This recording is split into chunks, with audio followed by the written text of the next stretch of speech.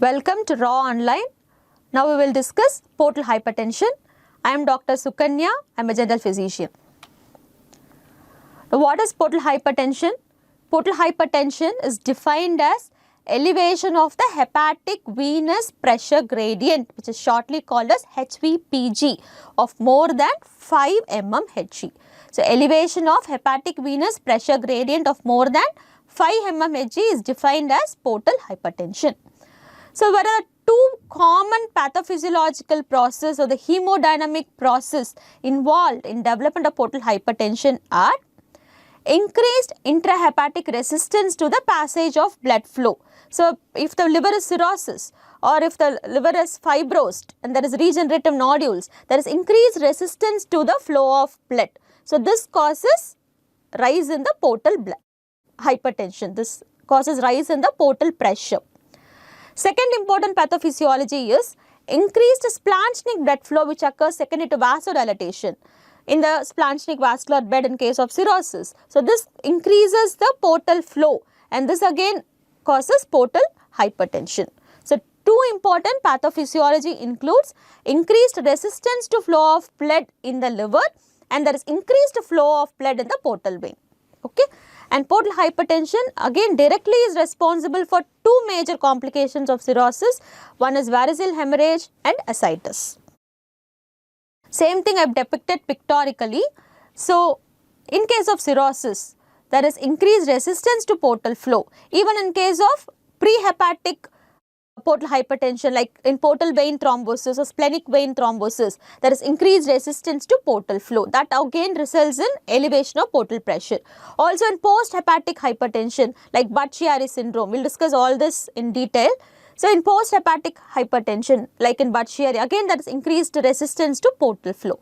So, the basic mechanism is increased resistance to portal flow, which is going to increase the portal pressure.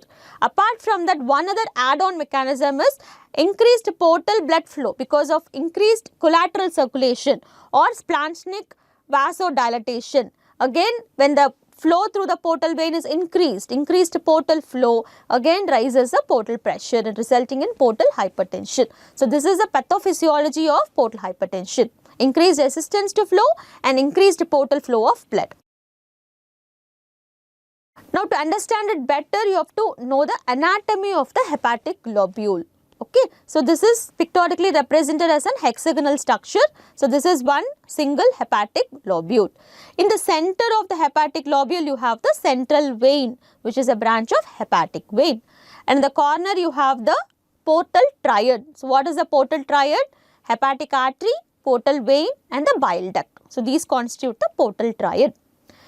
And all these orange strands here, you see, these are the hepatic cords, okay, or the hepatocytes which are arranged. And the gap in between the hepatic cords is what is called as sinusoids.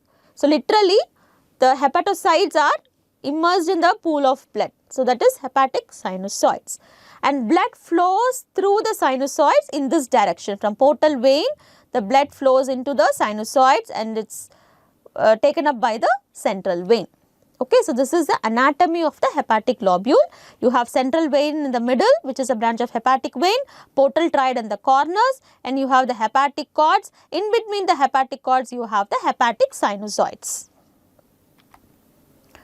This is again an enlarged view of this. So, this is a hepatic cord and the gap between the hepatic cord is the sinusoids. These sinusoids are lined by fenestrated endothelium.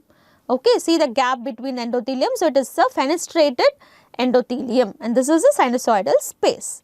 And what is the space of dizzy?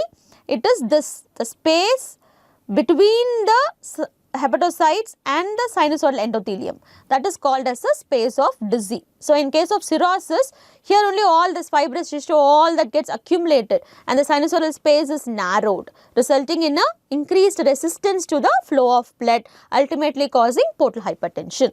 So, coming to the causes of portal hypertension. So, basically the causes can be classified into three, that is prehepatic, hepatic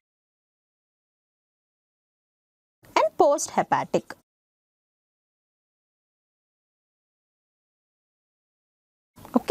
So what is this? This is the spleen, this is a splenic vein, and this is a superior mesenteric vein.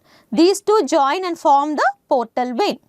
So any problem here, that is prehepatic causes. So what are the prehepatic causes of portal hypertension? Superior mesenteric thrombosis, splenic vein thrombosis, or portal vein thrombosis, or splenomegaly, tropical splenomegaly syndromes or Banty syndrome where there is splenomegaly, again causes prehepatic type of portal hypertension. Okay, and hepatic portal hypertension, hepatic causes again can be classified into three: pre-sinusoidal, sinusoidal, and post-sinusoidal. Okay, so hepatic causes again classified into pre-sinusoidal, sinusoidal, and post-sinusoidal causes. So what are the causes of pre-sinusoidal portal hypertension?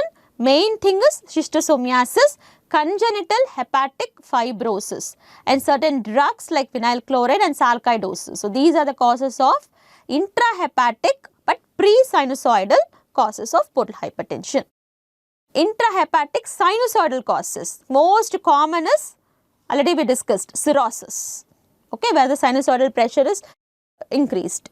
So sinusoidal causes, first thing is cirrhosis, also alcoholic hepatitis, polycystic liver diseases, and metastatic malignant diseases. Okay, and intrahepatic post-sinusoidal causes, veno-occlusive diseases. So these are the hepatic causes. Pre-hepatic, again you have intrahepatic causes. Pre-sinusoidal, more common is congenital hepatic fibrosis and schistosomiasis. Sinusoidal, more common is cirrhosis, and post-sinusoidal, veno-occlusive diseases.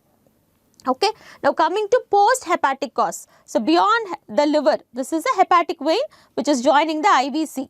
Okay, so the causes problem in the hepatic vein or IVC or in the right heart can cause post-hepatic causes of portal hypertension, like hepatic venous occlusion, which is Budd-Chiari syndrome, or any IVC thrombosis, or any problem in the heart like right heart failure, or constrictive pericarditis, restrictive cardiomyopathies. All these are causes of post-hepatic, post-sinusoidal portal hypertension.